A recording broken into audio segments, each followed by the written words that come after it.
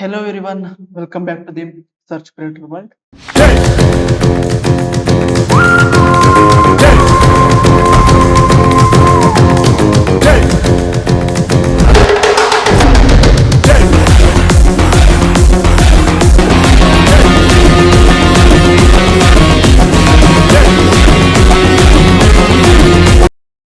Okay, ಈ ವಿಡಿಯೋದಲ್ಲಿ ನಾವು ಜನರೇಟಿವ್ ಎಐ ಲ್ಯಾಬೊರೇಟರಿ ಮೀನ್ಸ್ ಇದೊಂದು ಎಇಸಿ ಕೋರ್ಸ್ ಅಂದ್ರೆ ಎಬಿಲಿಟಿ ಎನ್ಹಾನ್ಸ್ಮೆಂಟ್ ಕೋರ್ಸ್. ನಿಮ್ಮ BTU ಅಲ್ಲಿ ಒಂದು ಕೋರ್ಸ್ನ ಅಂದ್ರೆ ನೀವು ಎಕ್ಸ್ಟ್ರಾ ಕೋರ್ಸ್ನ ಅಕ್ವೈರ್ ಮಾಡ್ಕೋಬೇಕು. ಅದಕ್ಕೋಸ್ಕರ ಸಮ್ ಕಾಲೇಜಸ್ ಸೆಲೆಕ್ಟ್ ಮಾಡಿರ್ತಾರೆ ಬೇರೆ ಬೇರೆ ಸಬ್ಜೆಕ್ಟ್ ನ, ಬಟ್ ಕೆಲವು ಕಾಲೇಜಸ್ ನ ಜನರೇಟಿವ್ ಎಐ ಅಂತ ಈ ಸಬ್ಜೆಕ್ಟ್ ನ ಚೂಸ್ ಮಾಡಿದ್ರೆ, ಜನರೇಟಿವ್ ಎಐ ಈ ಸಬ್ಜೆಕ್ಟ್ ನ ಚೂಸ್ ಮಾಡಿದ್ರೆ ಸೊ ಓಕೆ, ಇದರಲ್ಲಿ 10 ಎಕ್ಸ್ಪೆರಿಮೆಂಟ್ಸ್ ಇದೆ. ಸೊ 10 ಎಕ್ಸ್ಪೆರಿಮೆಂಟ್ ನೀವು ಬೈ ಪ್ರೋಗ್ರಾಮ್ ಮುಖಾಂತರ ಕಲ್ತ್ಕೋಬೇಕು, ಬೈ ಕೋಡ್ ಮುಖಾಂತರ ಕಲ್ತ್ಕೋಬೇಕು. ಸೊ ಇದನ್ನ ಕಲ್ತಾದ್ಮೇಲೆ ನಿಮ್ಗೊಂದು ನಾಲೆಡ್ಜ್ ಬರುತ್ತೆ, ಯಾವ ತರ ಜನರೇಟಿವ್ ಎಐಗಳು ವರ್ಕ್ ಆಗುತ್ತೆ, ಮತ್ತೆ ಯಾವ ತರ ಒಂದು ಪ್ರೋಗ್ರಾಮ್ ನ ಕ್ರಿಯೇಟ್ ಮಾಡೋದು, ಮತ್ತೆ ಏನನ್ನು ನಾವು ಒಂದೇನಾದ್ರೂ ಏಜೆಂಟ್ ನ ಕ್ರಿಯೇಟ್ ಮಾಡೋದು ಯಾವ ತರ, ಮತ್ತೆ ಪ್ರೀ ಟ್ರೈನ್ಡ್ ಮಾಡೆಲ್ಸ್ ಯಾವ ತರ ಯೂಸ್ ಮಾಡೋದು, ಡೇಟಾ ಸೆಟ್ ನ ಯಾವ ತರ ಯೂಸ್ ಮಾಡೋದು ಅಂತ ಈ 10 ಪ್ರೋಗ್ರಾಮ್ಸ್ ಕಲ್ತ ಮೇಲೆ ನಿಮ್ಗೊಂದು ನಾಲೆಡ್ಜ್ ಅನ್ನ ಬರುತ್ತೆ. ಓಕೆ, ಸೊ ಟೈಮ್ ವೇಸ್ಟ್ ಮಾಡಿದೆ ವಿಡಿಯೋಗೆ ಈಗ ಎಂಟರ್ ಆಗೋಣ. Okay, so the course name ಬಂದ್ಬಿಟ್ಟು ಜನರೇಟಿವ್ ಎಐ ಅಂತ, ಅಂಡ್ ಕೋರ್ಸ್ ಕೋಡ್ ಇದೆಲ್ಲ course code BEIL 657C. And so ಇದು ಅವೈಲೇಬಲ್ ಇರೋ ಸೆಮಿಸ್ಟರ್ ಏನು CSC ಅವರಿಗೆ 6ನೇ ಸೆಮಿಸ್ಟರ್, CSC ಈ ಸ್ಟ್ರೀಮ್ ಅವ್ರಿಗೆ 6ನೇ ಸೆಮಿಸ್ಟರ್ ಅವ್ರಿಗೆ ಇದು ಅವೈಲೇಬಲ್ ಇದೆ. ಇದರ ಇಂಟರ್ನಲ್ ಮಾರ್ಕ್ಸ್ ಬಂದ್ಬಿಟ್ಟು 50 ಇರುತ್ತೆ. ಅಂದ್ರೆ ಇದರ ಇಂಟರ್ನಲ್ ಮಾರ್ಕ್ಸ್ 50 ಇರುತ್ತೆ, ಮತ್ತೆ ಎಕ್ಸ್ಟರ್ನಲ್ ಮಾರ್ಕ್ಸ್ 50 ಇರುತ್ತೆ. ಫಾರ್ ಎಕ್ಸಾಂಪಲ್, ನಿಮ್ಮ ಕಾಲೇಜ್ ಇಂಟರ್ನಲ್ 3 ಇಂಟರ್ನಲ್ ಮಾಡ್ತಾರೆ ಅಥವಾ 2 ಇಂಟರ್ನಲ್ ಮಾಡ್ತಾರೆ. ಸೊ ಅದನ್ನ ಡಿವೈಡ್ ಬೈ 2 ಮಾಡಿದಾಗ ನಿಮ್ಗೆ ಎಷ್ಟು ಬರುತ್ತೆ ಅದ್ರ ಮೇಲೆ ಡಿಪೆಂಡ್ ಆಗಿ ನಿಮ್ಗೆ ಇಂಟರ್ನಲ್ ಮಾರ್ಕ್ಸ್ 50 ರಿಡ್ಯೂಸ್ ಮಾಡ್ತಾರೆ. ಅಂಡ್ ಎಕ್ಸ್ಟರ್ನಲ್ ಮಾರ್ಕ್ಸ್, ಸೊ ಇದು ಎಕ್ಸ್ಟರ್ನಲ್ ಎಕ್ಸಾಮ್ ಇರುತ್ತೆ, ಮೀನ್ಸ್ ಲ್ಯಾಬ್ ಎಕ್ಸಾಮ್ ಇರುತ್ತೆ. ಸೊ ಅದನ್ನ ಇಲ್ಲಿ ಆಡ್ ಮಾಡೋದು. ಮತ್ತೆ ಇದಕ್ಕೆ total teaching hours per week ಅಲ್ಲಿ ಒಂದೇ ಅವರ್ ಇದಕ್ಕೆ ಮಾತ್ರ ಇದನ್ನ ಅಲೋಕೇಟ್ ಮಾಡಿರೋದು. ಪರ್ ವೀಕ್ ಅಲ್ಲಿ ಒಂದೇ ಅವರ್, ಜಾಸ್ತಿ ಅವರ್ಸ್ ಇಲ್ಲ, ಪರ್ ವೀಕ್ ಅಲ್ಲಿ ಒಂದೇ ಅವರ್. ನೆಕ್ಸ್ಟ್ ಇದು ಕ್ರೆಡಿಟ್ಸ್ ಎಷ್ಟಿದೆ ಅಂದ್ರೆ 1 ಕ್ರೆಡಿಟ್ಸ್. ಸೊ ನೀವು ಇದು ಪಾಸ್ ಆದ್ರೆ ಮಾತ್ರ ನಿಮ್ಗೆ ಫುಲ್ ಕ್ರೆಡಿಟ್ಸ್ ಬರುತ್ತೆ. ಅಪ್ ಟು 50 ನೀವು ತೆಗೆದ್ರೆ ಅಥವಾ ಕಮ್ಮಿ ತೆಗೆದ್ರೆ ಪರವಾಗಿಲ್ಲ, 1 ಕ್ರೆಡಿಟ್ ಬರುತ್ತೆ. ಬಟ್ ಮಾರ್ಕ್ಸ್ ಮೇಲೆ ಡಿಪೆಂಡ್ ಅಲ್ಲ, ಇದು ಕ್ರೆಡಿಟ್ ಮೇಲೆ ಡಿಪೆಂಡ್. ಕ್ರೆಡಿಟ್ 1 ಕ್ರೆಡಿಟ್ ಇದೆ. ಓಕೆ, ಸೊ ಇದಿಷ್ಟು ಏನಾಗಿದೆ ಇನ್ಫಾರ್ಮೇಶನ್ ಆಗ್ಬಿಡ್ತೀವಿ ಜನರೇಟಿವ್ ಎಐ. ಓಕೆ, ಈಗ ನಾವು ಸ್ಟಾರ್ಟ್ ಮಾಡೋಣ. ಸೊ ಎಕ್ಸ್ಪೆರಿಮೆಂಟ್ ಇಷ್ಟಿದೆ ನೋಡಿ. ಎಕ್ಸ್ಪೆರಿಮೆಂಟ್, 1 ಎಕ್ಸ್ಪೆರಿಮೆಂಟ್, 2ನೇ ಎಕ್ಸ್ಪೆರಿಮೆಂಟ್, 3ನೇ ಎಕ್ಸ್ಪೆರಿಮೆಂಟ್, 4, 5, 6, 7, 8, 9, 10. ಸೊ ಈ 10 ಎಕ್ಸ್ಪೆರಿಮೆಂಟ್ಸ್ ನ ಬೈ ಕೋಡ್ ಮುಖಾಂತರ ನೀವು ಇದನ್ನ ಮಾಡ್ಬೇಕು. ಓಕೆ, ಸೊ ನಾವು ಆಲ್ರೆಡಿ ಈ ಕೋರ್ಸ್ ಅಲ್ಲಿ ಏನೇನ್ 10 ಪ್ರೋಗ್ರಾಮ್ ಬರುತ್ತೋ ಅದನ್ನ ಆಲ್ರೆಡಿ ನಾವು ರೆಡಿ ಮಾಡಿ ಲ್ಯಾಬ್ ಮೇಲೂ ಕೂಡ ರೆಡಿ ಮಾಡಿದೀವಿ. ಸೊ ಇದ್ರ ನಿಮ್ಗೆ ಬೇಕು ಅಂದ್ರೆ ನಾವು ಬಿಲೋ ಡಿಸ್ಕ್ರಿಪ್ಷನ್ ಬಾಕ್ಸ್ ಅಲ್ಲಿ ಲಿಂಕ್ ನ ಕೊಟ್ಟಿರ್ತೀನಿ, ಮೀನ್ಸ್ ವಾಟ್ಸಪ್ ಲಿಂಕ್ ನ ಮತ್ತೆ ನಮ್ಮ ವಾಟ್ಸಪ್ ನಂಬರ್ ಕೂಡ ಪ್ರೊವೈಡ್ ಮಾಡಿರ್ತೀವಿ. ಅಲ್ಲಿಂದ ನೀವು ಕಾಲ್ ಮಾಡಿ ಸೊ ಡೈರೆಕ್ಟ್ ಲ್ಯಾಬ್ ನಲ್ಲಿ ತಗೋಬೇಕು. ಸೊ ಇದನ್ನ ನಮ್ಮ ವೆಬ್ಸೈಟ್ ಅಲ್ಲಿ ಪ್ರೊವೈಡ್ ಮಾಡಿಲ್ಲ, ಮೀನ್ಸ್ ಯಾಕೆ ಅಂದ್ರೆ ಸೊ ಇದು ಜಾಸ್ತಿ ಯೂಸ್ ಮಾಡಲ್ಲ ಬೇರೆ ಕಾಲೇಜಸ್ ಅಂತ. ದಟ್ ರೀಸನ್ ನಾವು ಡೈರೆಕ್ಟ್ ಪ್ರೊವೈಡ್ ಮಾಡ್ತಾ ಇದ್ವಿ. ಸೇಮ್ ಕಾಸ್ಟ್, ಬೇರೆ ಲ್ಯಾಬ್ ಮ್ಯಾನ್ಯಲ್ ಏನು ನೀವು ಡೌನ್ಲೋಡ್ ಮಾಡ್ಕೊಂಡು ಯೂಸ್ ಮಾಡ್ತಾರೆ, ಸೇಮ್ ಕಾಸ್ಟ್ ಇದನ್ನು ಕೂಡ ಡೌನ್ಲೋಡ್ ಮಾಡ್ಕೊಂಡು ಯೂಸ್ ಮಾಡ್ಬೋದು. ಡೈರೆಕ್ಟ್ ಕೋಡ್ನು ಕೂಡ ನಾವು ಕಳಿಸ್ತೀವಿ. ಫಾರ್ ಎಕ್ಸಾಂಪಲ್ ಈಗ ನೋಡಿ, ಇಲ್ಲೊಂದು ಏನೋ ಒಂದು ಕೋಡ್ ಅನ್ನ ಮಾಡಿದ್ವಿ ಇದರಲ್ಲಿ ಗೂಗಲ್ ಕೊಲಾಬ್ ಅಲ್ಲಿ. ಓಕೆನಾ, ಸೊ ಅದನ್ನ ನಾವು ನಿಮ್ಗೆ ಡೈರೆಕ್ಟ್ ಈ ಕೋಡ್ ಅನ್ನು ನಿಮ್ಗೆ ಅಂತ, ಫಾರ್ ಎಕ್ಸಾಂಪಲ್ ನೋಡಿ ಇಲ್ಲಿ ಏನಿದೆ ಡೌನ್ಲೋಡ್ ಅಂತ ಇದೆಯಲ್ಲ, ಈ ಫೈಲ್ ನಿಮ್ಗೆ ಡೌನ್ಲೋಡ್ IPNV ಫೈಲ್, ಈ ಫೈಲ್ ನಿಮ್ಗೆ ಕಳಿಸ್ತೀವಿ. ಮತ್ತೆ ಲ್ಯಾಬ್ ಮೇಲೂ ಕೂಡ ನಿಮ್ಗೆ ಪ್ರೊವೈಡ್ ಮಾಡ್ತೀವಿ. ಓಕೆ, ಸೊ ಫಸ್ಟ್ನೇ ಎಕ್ಸ್ಪೆರಿಮೆಂಟ್ ಏನಿದೆ ಅಂದ್ರೆ explore pre trained word vectors. So pre trained word vectors ಇದು ಎಲ್ಲಿ ಸಿಗುತ್ತೆ ಅಂದ್ರೆ ಹಗ್ಗಿಂಗ್ ಫೇಸ್ ಅಲ್ಲಿ ಸಿಗುತ್ತೆ. ಅದನ್ನ ಡೌನ್ಲೋಡ್ ಮಾಡ್ಕೊಂಡು ಅದನ್ನ ಎಕ್ಸ್ಪ್ಲೋರ್ ಮಾಡ್ಬೇಕು, ಅದ ಅರ್ಥ ಏನು, ಏನಕ್ಕೆ ಯೂಸ್ ಮಾಡ್ತೀವಿ ಅಂತ ನಾವಿಲ್ಲಿ ತಿಳ್ಕೊಳ್ಬೇಕು. ಮತ್ತೆ ಅದನ್ನ explore word relationship using vector arithmetic and perform arithmetic operations and analyse. So arithmetic operations ಏನು, ಅಡಿಷನ್, ಸಬ್ಟ್ರಾಕ್ಷನ್, ಮಲ್ಟಿಪ್ಲಿಕೇಶನ್, ಇದನ್ನ ವರ್ಡ್ ವೆಕ್ಟರ್ ಮೇಲೆ ಅಂದ್ರೆ ವರ್ಡ್ ಮೇಲೆ ನಾವು ಇಲ್ಲಿ ಇದನ್ನ ಮಾಡ್ತಾ ಹೋಗ್ಬೇಕು, ಪರ್ಫಾರ್ಮ್ ಮಾಡ್ಬೇಕು ಆ ಲಾಜಿಕ್ಸ್ ಮತ್ತೆ ಆ ಆಪರೇಷನ್ಸ್. ಅನಲೈಸ್ ದಿ ರಿಸಲ್ಟ್, ನಾವು ರಿಸಲ್ಟ್ ಅನಲೈಸ್ ಮಾಡ್ಕೋಬೇಕು. ನೆಕ್ಸ್ಟ್ ಎರಡನೇದು use dimensionality reduction, example PCA or TSNE ಅಂತ. ಈ ಎರಡು ಎಂದ್ರೆ ಒಂದು ಅಥವಾ ಎರಡು, ಇದ್ರಲ್ಲಿ ಯಾವ್ದಾದ್ರು ಒಂದನ್ನು ಯೂಸ್ ಮಾಡ್ಬೇಕು. ಓಕೆ, ಎರಡರಲ್ಲಿ ಒಂದು ಮಾತ್ರ ಯೂಸ್ ಮಾಡ್ಬೇಕು. To visualise word embedding for question 1 select 10 words from a specific domain, for example sports, technology, and visualize their embeddings. Okay, next, analyze clusters and relationships, generate contextuality rich output using embedding, write a program to generate 5 semantic similar words and for a given input. So ಇದ್ರ ಬಗ್ಗೆ ನಾವು in depth ಆಗಿ lab program ಅಲ್ಲಿ ತಿಳ್ಕೊಳ್ತಾ ಹೋಗೋಣ. By ಒಂದ್ ವಿಡಿಯೋನು ಕೂಡ ನಾವು ಅಪ್ಲೋಡ್ ಮಾಡ್ತಾ ಬರ್ತೀವಿ, ಅಲ್ಲಿ ತಿಳ್ಕೊಳ್ತಾ ಹೋಗೋಣ. ಓಕೆನಾ. ಮೂರನೇ program train a custom word to vector model on small data set, train embedding on domain specific corpus and medical, for example legal, medical, and analyze how embedding capture domain specific semantics.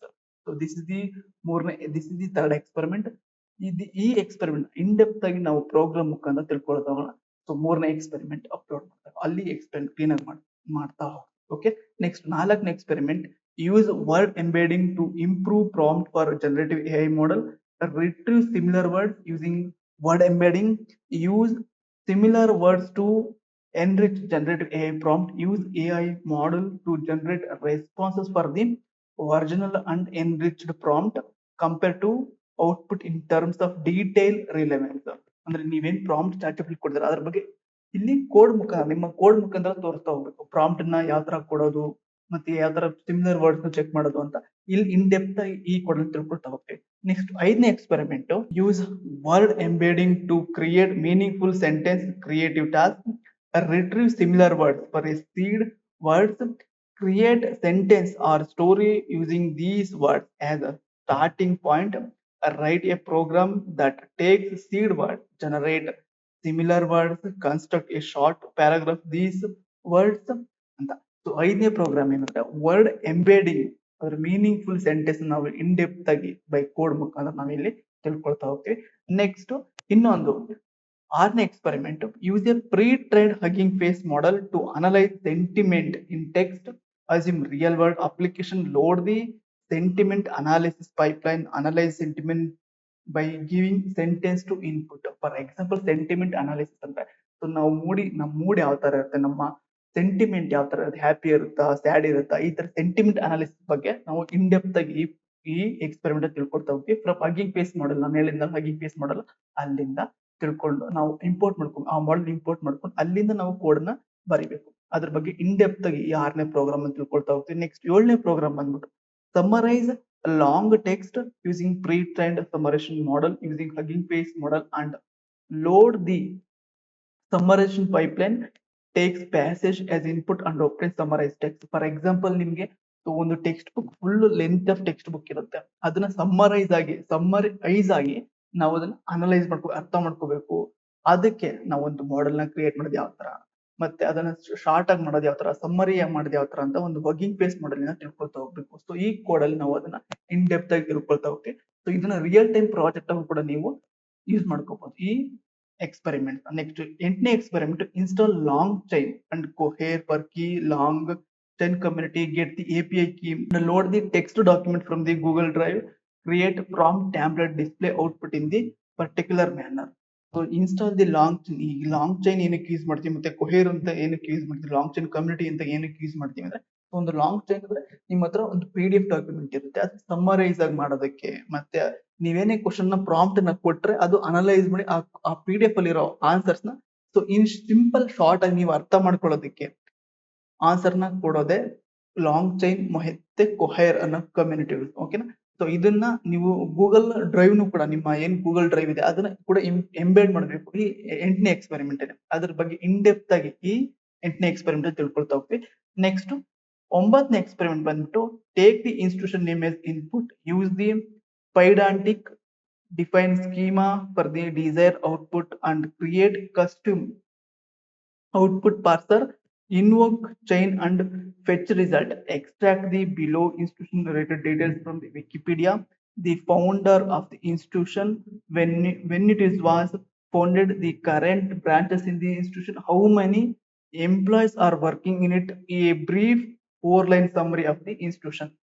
For example ನಿಮ್ಮ ಒಂದು institution, for example ಈಗ ಏನೊಂದು ಒಂದು institution ಇದೆ, VTO ಅನ್ನೋ institution ಇದೆ, ನಿಮ್ಮ college name institution ಇದೆ, ಅದು ವಿಕಿಪೀಡಿಯಾದಲ್ಲಿ ಇರಬೇಕು. ಅದಕ್ಕೆ ಪ್ರೀ ಟ್ರೈನ್ಡ್ ಮಾಡೆಲ್ ನಾವು ಯೂಸ್ ಮಾಡಬೇಕು. ಅದ್ರೊಳಗಿನ ಫಾರ್ ಎಕ್ಸಾಂಪಲ್ ಈಗ ನಾವು ಹಾರ್ವರ್ಡ್ ಯೂನಿವರ್ಸಿಟಿ ಅಂತ ತಗೊಂಡ್ರೆ ಅದ್ರೊಳಗೆ ಎಂಪ್ಲಾಯ್ ಎಷ್ಟಿದ್ದಾರೆ, ಮತ್ತೆ ಅದ್ರ ಫೌಂಡರ್ ಯಾರು, ಮತ್ತೆ ಅದ್ರ ಕರೆಂಟ್ ಬ್ರಾಂಚಸ್ ಯಾವ್ಯಾವಿದೆ ಆ ಇನ್ಸ್ಟಿಟ್ಯೂಷನ್ ಅಲ್ಲಿ, ಮತ್ತೆ how many employees are working, ಮತ್ತೆ ಬ್ರೀಫ್ ಸಮ್ಮರಿ 4 ಲೈನ್ ಸಮ್ಮರಿ ಕೂಡ ಆ ಇನ್ಸ್ಟಿಟ್ಯೂಷನ್ ಕೊಡ್ಬೇಕು. ಅದೇ ತರ ಅದ್ನ ಯಾವ ತರ ಮಾಡೋದು ಕೋಡ್ ಮುಖಾಂತರ ಅಂತ ತಿಳ್ಕೊಳ್ಳೋದೆ ಈ 9th experiment. Okay, so code ಅಲ್ಲಿ ಮಾಡ್ತಾ ಹೋದಾಗ ನಿಮ್ಗೆ ಇನ್ ಡೆಪ್ತ್ ಆಗಿ ಅರ್ಥ ಮಾಡಿಸ್ತಾ ಹೋಗ್ತೀವಿ. ನೆಕ್ಸ್ಟ್ 10ನೇ experiment, build a chat bot for the Indian penal code. We will start the downloading official penal code per document, and then we will create a chat bot can interact with user, will be able to ask a question about Indian penal code and have conversation with it. ಅಂದ್ರೆ ಒಂದು chat bot ಏನ್ chat GPT ಇದೆಯಲ್ಲ ಅದೇ ತರ ಒಂದು chat bot ನ ನಾವು ಮಾಡಬೇಕು.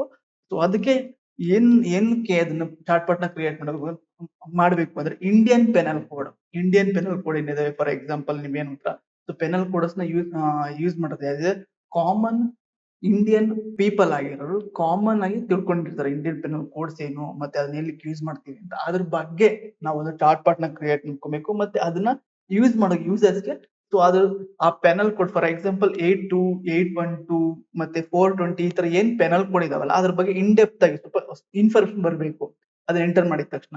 ಆ ತರ ಒಂದು ಚಾಟ್ ಬಾಟ್ ನ ಯಾವ ತರ ಮಾಡೋದು ಅಂತ ಇನ್ ಡೆಪ್ತ್ ಆಗಿ ಈ ಕೋಡ್ ಅಲ್ಲಿ ತಿಳ್ಕೊಳ್ತಾ ಹೋಗ್ತೀವಿ.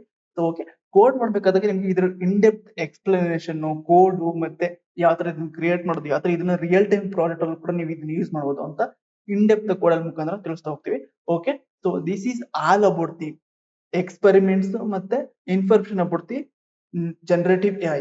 Okay, so in the next video we will going to understand the experiment number 1, and thanks for watching this video. Please share this video up to your friends and faculty.